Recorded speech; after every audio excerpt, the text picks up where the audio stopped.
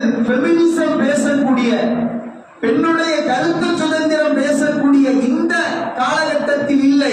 6th century 6ஆம் நூற்றாண்டிலே அரபு மண்ணையும் மக்களையும் ஆழ்வதற்கும் அங்கு வாழ்வதற்கும் வசதியில்லாத சூழலில் தற்காலத்தில் இருண்ட கண்டம் ஜசீரத்துல் அரபு அப்படிம்பாங்க.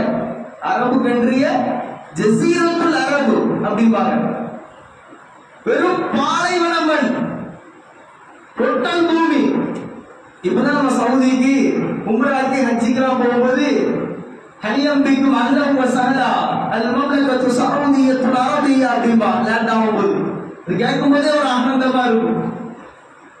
இப்பதான் சவுதியத்துல் மம்லகத்து சவுதியா, united state of Saudi Arabia. ஆனால் அன்று ஜசீரத்துல் அரபு, அந்த மண்ணு என்பது மனிதன் வாழ்வதற்கு தகுதியற்ற ஒரு சூழல். காரி உயரக்கூடிய கலாச்சாரத்திற்கு உடையவர்கள் அரபுகள். அவ்வளவு ஒரு வக்கிரத்தையும் வன்மத்தையும் வைத்து வைத்து வாழ்ந்தவர்கள். பெண் பிள்ளை என்றாலே, பெண் சிசு என்றாலே கொலை செய்யக்கூடிய மாதவர்களாக இருந்தார்கள்.